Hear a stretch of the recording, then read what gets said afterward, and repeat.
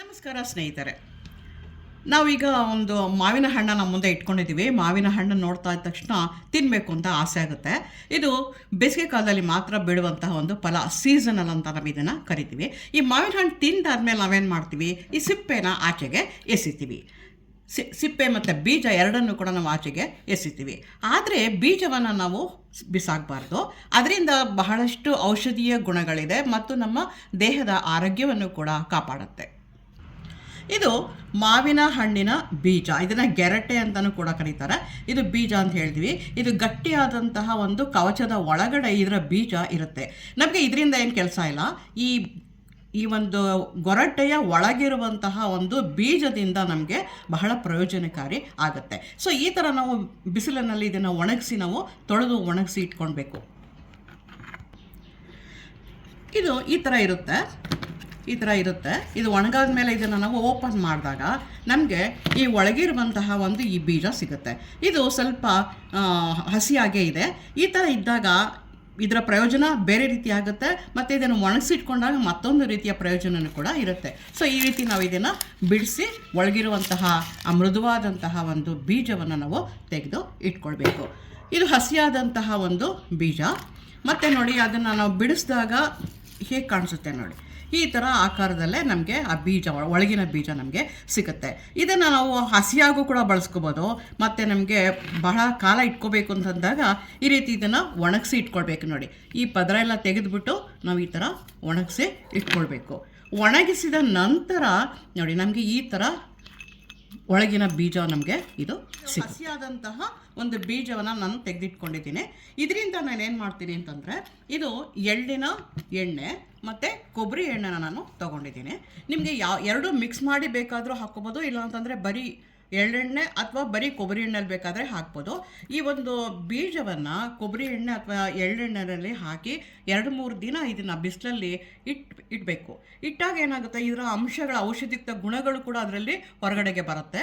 So ಇದನ್ನು ನಮ್ಮ ತಲೆಗೂದಲಿಗೆ ಹಾಕ್ಕೊಂಡಾಗ ಅತಿಯಾಗಿ ಇರುವಂತಹ ಬೇಗ ಬೆಳಗಾಗಿರುವಂಥದ್ದು ಅಥವಾ ಉದುರುವಂಥದ್ದು ಅದೆಲ್ಲ ಕೂಡ ಕಡಿಮೆ ಆಗುತ್ತೆ. ಮತ್ತು ಕೂದಲು ಕೂಡ ಬಹಳ ಗಟ್ಟಿಯಾಗಿ ಬೆಳವಣಿಗೆ ಆಗೋಕ್ಕೆ ಇದು ಸಹಾಯ ಆಗುತ್ತೆ. ನೋಡಿ, ಇದೆಲ್ಲ 5-6 ದಿನದಿಂದ ನಾನು ಒಣಗಿಸಿ ಇಟ್ಕೊಂಡಿದ್ದೀನಿ. ಒಣಗಿಸದೇ ಇದ್ರೆ ಏನಾಗುತ್ತೆ, ಇದರಲ್ಲಿ ಫಂಗಸ್ ಎಲ್ಲ ಬಂದುಬಿಟ್ಟು ನಮಗೆ ಪುಡಿ ಹಾಳಾಗೋವಂಥ ಅವಕಾಶ ಇರುತ್ತೆ. ಹಾಗಾಗಿ ಇದನ್ನು ಒಂದು 5-6 ದಿನ ಇದನ್ನು ನಾವು ಚೆನ್ನಾಗಿ ಒಣಗಿಸ್ಕೊಳ್ಬೇಕು. ಒಣಗಿಸಾದ್ಮೇಲೆ ಈಗ ನಾನು ನೋಡಿ ಒಂದು ಮಿಕ್ಸಿ ಜಾರ್ನಲ್ಲಿ ಈ ರುಬ್ಕೊಳ್ತಾ ಇದ್ದೀನಿ. ಇದರಿಂದ ನಮಗೆ ಬಹಳಷ್ಟು ಪ್ರಯೋಜನಗಳು ಇದೆ. ಇದನ್ನು ಈಗ ನುಣ್ಣಗೆ ನಾವು ನೋಡಿ ಪುಡಿಯನ್ನು ಮಾಡ್ಕೊಂಡಿದ್ದೀನಿ. ಇಷ್ಟು ನುಣ್ಣಗೆ ನಾವು ಪುಡಿಯನ್ನು ಮಾಡ್ಕೋಬೇಕು. ಸೊ ಇದನ್ನು ನಾವು ಯಾವುದೇ ಈ ಥರ ಪುಡಿಗಳನ್ನು ಬಳಸ್ಕೋಬೇಕಾದ್ರೆ ನಾವು ಮರದ ಒಂದು ಸ್ಪೂನನ್ನು ನಾವಿಲ್ಲಿ ಬಳಸ್ಕೊಳ್ಬೇಕು. ಆವಾಗ ಬಹಳ ಒಂದು ಉತ್ತಮ ಫಲಿತಾಂಶ ನಮಗೆ ಸಿಗುತ್ತೆ. ಈಗ ಮಕ್ಕಳಲ್ಲಿ ಜಂತು ಹುಳದ ಸಮಸ್ಯೆ ಇರುತ್ತೆ, ಮತ್ತು ದೊಡ್ಡವರಲ್ಲಿ ಅಜೀರ್ಣ ಉಂಟಾಗುವಂಥದ್ದು, ಅಸಿಡಿಟಿ ಉಂಟಾಗೋದು, ಇಂಥ ಸಮಸ್ಯೆಗಳಿದ್ದಾಗ ನೋಡಿ ಈ ಥರದ್ದಲ್ಲಿ ಬೆಳಗ್ಗೆ ಒಂದು ಅರ್ಧ ಸ್ಪೂನು ಮತ್ತು ಸಾಯಂಕಾಲ ಒಂದು ಅರ್ಧ ಸ್ಪೂನು ಇಷ್ಟನ್ನು ನಾವು ತಗೊಂಡ್ರೆ ಕಲಸಿ ನಾವು 2 ಟೈಮಲ್ಲಿ ನಾವು ಇದನ್ನು ಕುಡಿದ್ರೆ ನಮಗಿರುವಂತಹ ಅಜೀರ್ಣದ ಸಮಸ್ಯೆಗಳು ಮತ್ತು ಅಸಿಡಿಟಿ ಇವೆಲ್ಲ ಕಡಿಮೆ ಆಗುತ್ತೆ. ಮತ್ತು ಕೊಲೆಸ್ಟ್ರಾಲ್ ಮಟ್ಟ ಕೂಡ ಇದು ಕಡಿಮೆ ಆಗುತ್ತೆ. ಮತ್ತು ನಮಗೆ ಕೂದಲು ಮತ್ತು ಚರ್ಮದ ಆರೋಗ್ಯ ಕೂಡ ಚೆನ್ನಾಗಾಗುತ್ತೆ. ಮಕ್ಕಳಲ್ಲಿರುವಂತಹ ಜಂತು ಹುಳದ ಸಮಸ್ಯೆ ಕೂಡ ಇದು ಹೋಗುತ್ತೆ. ಹಾಗಾಗಿ ನಾವು ಇದು ಬೆಳಗ್ಗೆ ಮತ್ತು ಸಂಜೆ 2 ಟೈಮ್ಗಳಲ್ಲೂ ಕೂಡ ಅರ್ಧ ಸ್ಪೂನನ್ನು ಹಾಕ್ಕೊಂಡು ಇದನ್ನು ಕುಡಿಬೇಕಾಗುತ್ತೆ. ಈ ರೀತಿ ನಾವು ನೀರಿನಲ್ಲಿ ಅರ್ಧ ಸ್ಪೂನು ಬೆಳಗ್ಗೆ ಮತ್ತು ಅರ್ಧ ಸ್ಪೂನನ್ನು ಮಿಕ್ಸ್ ಮಾಡಿ ಇದನ್ನು ಕುಡಿದಾಗ ನಮ್ಮ ಕೆಲವಾರು ಸಮಸ್ಯೆಗಳಿಗೆ ಇದು ಪರಿಹಾರ ಆಗುತ್ತೆ. ಮತ್ತು ಅತಿಯಾಗಿ ಬೊಜ್ಜು ಇರೋವಂಥವರು ಕೂಡ ಇದನ್ನು ಸೇವಿಸಿದಾಗ ಅವರ ಬೊಜ್ಜನ್ನು ಕರಗಿಸೋದಕ್ಕೂ ಕೂಡ ಇದು ಬಹಳ ಪ್ರಯೋಜನಕಾರಿಯಾಗಿ ಕೆಲಸವನ್ನು ಮಾಡುತ್ತೆ. ಮತ್ತು ಈ ರೀತಿ ಕುಡಿತಾ ಬಂದಾಗ ನಮ್ಮ ಚರ್ಮದಲ್ಲಿರುವಂತಹ ಒಂದು ಮಾಯಿಶ್ಚರ್ ಅಂತಂದರೆ ಒಂದು ತೇವಾಂಶವನ್ನು ಕೂಡ ಇದು ಕಾಪಾಡುತ್ತೆ. ಅದು ಕೂಡ ಇದರ ಮತ್ತೊಂದು ಮುಖ್ಯವಾದಂತಹ ಒಂದು ಪ್ರಯೋಜನ. ಈ ಪುಡಿನಲ್ಲಿ ಆ್ಯಂಟಿ ಆಕ್ಸಿಡೆಂಟ್ಗಳು ಬಹಳ ಅಧಿಕ ಪ್ರಮಾಣದಲ್ಲಿ ಇರೋದರಿಂದ ನಮಗೆ ಇದು ನಮ್ಮ ಆರೋಗ್ಯವನ್ನು ಕಾಪಾಡುತ್ತೆ. ಜೊತೆಗೆ ನಮ್ಮಲ್ಲಿ ಇರುವಂಥ ಒಂದು ಅಸಿಡಿಟಿ ಆಗ್ಬೋದು ಅಥವಾ ಕೊಲೆಸ್ಟ್ರಾಲ್ ಆಗ್ಬೋದು ಅಥವಾ ಅತಿಯಾದಂತಹ ಬೊಜ್ಜಿರ್ಬೋದು, ಇವೆಲ್ಲನೂ ಕೂಡ ನಮಗೆ ಇದು ಕಡಿಮೆ ಮಾಡೋದಕ್ಕೆ ಸಹಾಯವನ್ನು ಮಾಡುತ್ತೆ. ಈ ಒಂದು ಪುಡಿ ಔಷಧಿಗೆ ಸಮಾನವಾಗಿ ಇದು ನಮಗೆ ಕೆಲಸವನ್ನು ಮಾಡುತ್ತೆ. ಈಗ ಫೈಲ್ಸ್ ಸಮಸ್ಯೆ ಇದ್ದವರಿಗೆ ರಕ್ತ ಎಲ್ಲ ಹೋಗ್ತಾ ಇರುತ್ತೆ. ಹಾಗಾಗಿ ಆ ರಕ್ತಸ್ರಾವನ ತಡೆಯೋಕ್ಕೋಸ್ಕರ ಕೂಡ ಈ ಪುಡಿಯನ್ನು ನೀರಿನಲ್ಲಿ ಕಲಸಿ ಒಂದು ಬೆಳಗ್ಗೆ ಮತ್ತು ಸಂಜೆ ತಗೊಂಡಾಗ ಆ ರಕ್ತಸ್ರಾವ ಆಗೋದು ಕೂಡ ಇಲ್ಲಿ ಕಡಿಮೆ ಆಗ್ತಾ ಬರುತ್ತೆ. ಮುಖ್ಯವಾಗಿ ಮಹಿಳೆಯರಲ್ಲಿ ಕಂಡುಬರುವಂತಹ ಮಾಸಿಕ ಸಮಸ್ಯೆಗಳು ಅದು ಕೂಡ ಇಲ್ಲಿ ಸರಿಯಾಗುತ್ತೆ. ಜೊತೆಗೆ ವೈಟ್ ಡಿಸ್ಚಾರ್ಜ್ ಅಂತ ಹೇಳ್ತೀವಿ, ಅದು ಕೂಡ ಇದನ್ನು ಸೇವಿಸ್ತಾ ಬಂದಾಗ ಅದು ಕೂಡ ಕಡಿಮೆ ಆಗುತ್ತೆ. ಅದು ಅತ್ಯುತ್ತಮ ಔಷಧಿಯಾಗಿ ಕೂಡ ಇದು ಕೆಲಸವನ್ನು ಮಾಡುತ್ತೆ. ಪುಡಿಯಿಂದ ಎಷ್ಟೆಷ್ಟೆಲ್ಲ ಉಪಯೋಗಗಳು ಕೂಡ ನಮಗೆ ಇದೆ. ಫೈಲ್ಸನ್ನು ತಡೆಯುತ್ತೆ, ಅತಿಸಾರ ಬೇದಿ ಆಗುವಂಥದ್ದು ಕೂಡ ಕಂಟ್ರೋಲ್ಗೆ ಬರುತ್ತೆ. ಮಕ್ಕಳಲ್ಲಿರುವಂತಹ ಜಂತುಹುಳದ ಸಮಸ್ಯೆಗಳಿಗೆ ಇದು ಅತ್ಯುತ್ತಮ ಪರಿಹಾರ. ಮತ್ತು ತಿಂಗಳ ಮಾಸಿಕ ಸಮಸ್ಯೆ ಮಹಿಳೆಯರಲ್ಲಿ ಕಂಡುಬರುವಂಥದ್ದು ಇದು ಕೂಡ ಸರಿಯಾಗಿರುವಂತಹ ಸಮತೋಲನವಾಗಿರುವಂತೆ ಕಾಪಾಡುತ್ತೆ. ಜೊತೆಗೆ ಅತಿಕಾಯ ಅಥವಾ ಸ್ಥೂಲಕಾಯತೆಯೂ ಕೂಡ ಇದು ಕಡಿಮೆ ಮಾಡ್ತಾ ಹೋಗುತ್ತೆ. ಮತ್ತು ಚರ್ಮದಲ್ಲಿ ನಮಗೆ ಒಂದು ತೇವಾಂಶವನ್ನು ಕಾಪಾಡೋಕ್ಕೆ ಕೂಡ ಇದು ಸಹಾಯ ಮಾಡುತ್ತೆ. ಜಂತುಹುಳದ ಸಮಸ್ಯೆಗೂ ಕೂಡ ಇದು ಅತ್ಯುತ್ತಮವಾದಂತಹ ಒಂದು ಪ್ರಭಾವವನ್ನು ಬೀರುತ್ತೆ. ಜೊತೆಗೆ ಈ ಫೈಲ್ ಸಮಸ್ಯೆ ಕೂಡ ಕಡಿಮೆ ಆಗುತ್ತೆ. ಹಾಗಾಗಿ ಈ ರೀತಿ ಒಂದು ಪುಡಿಯನ್ನು ನಾವು ಮನೆಯಲ್ಲಿ ಮಾಡಿಟ್ಕೊಂಡ್ರೆ ಇದು ಸೀಸನಲ್ ಆಗಿರೋದ್ರಿಂದ ನಮಗೆ ಈ ಬೇಸಿಗೆಯಲ್ಲಿ ಮಾತ್ರ ಮಾವಿನ ಹಣ್ಣು ಸಿಗುತ್ತೆ.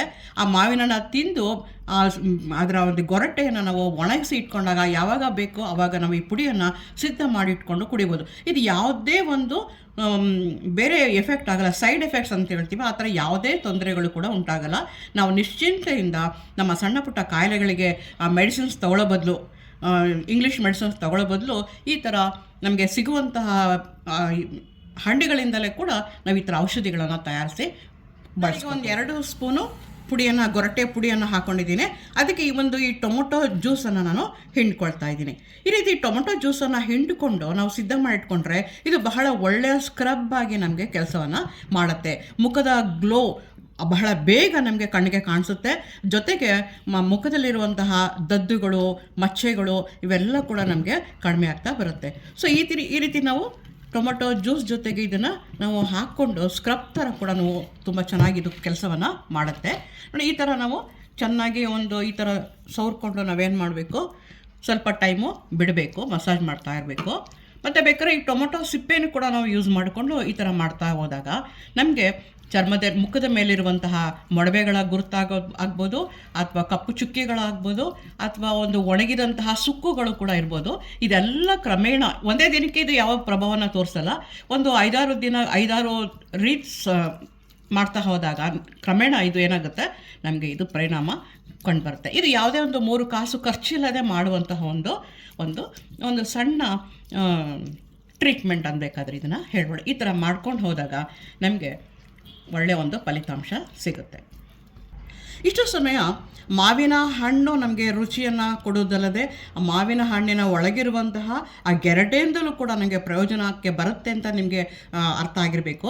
ಮತ್ತು ಇನ್ನೊಂದು ಮುಖ್ಯವಾದಂಥ ಒಂದು ವಿಷಯ, ಮಾವಿನ ಹಣ್ಣು ತಿಂದಾದ ಮೇಲೆ ಅದರ ಒಂದು ಗೊರಟೆಯನ್ನು ಚೆನ್ನಾಗಿ ತೊಳೆದು ಬಿಸಿನಲ್ಲಿ ಒಣಗಿಸಿದಾಗ ನಾವೆಲ್ಲಾದರೂ ಔಟಿಂಗ್ ಹೋಗ್ತೀವಿ ಅಥವಾ ಒಂದು ಪ್ರವಾಸಕ್ಕೆ ಹೋಗ್ತೀವಿ ಅಂಥ ಸಮಯದಲ್ಲಿ ಒಂದು ಬೇರೆ ಬೇರೆ ಜಾಗಗಳಲ್ಲಿ ಅದನ್ನು ಎಸ್ದು ಬಂದಾಗ, ಅಥವಾ ಅದನ್ನು ಕೆಲವಾರು ಕಡೆಗಳಲ್ಲಿ ತೋಟಗಳಲ್ಲೋ ಎಲ್ಲೋ ನಮಗೆ ಒಳ್ಳೆ ಜಾಗಗಳಲ್ಲಿ ಅದನ್ನು ಎಸ್ದು ಬಂದಾಗ ಅಲ್ಲಿ ಒಂದು ಗಿಡವಾಗಿ ಮರವಾಗಿ ಬೆಳೆದು ಅದು ಫಲವನ್ನು ಕೊಡೋಕ್ಕೆ ಪ್ರಾರಂಭ ಮಾಡುತ್ತೆ. ಈ ಥರ ಯಾವುದೇ ಹಣ್ಣುಗಳು ಬೇಕಾದರೂ ನಾವು ಆ ಥರ ಮಾಡ್ಬೋದು. ಇದು ಬಹಳ ಒಂದು ಒಳ್ಳೆಯ ಅಭ್ಯಾಸ.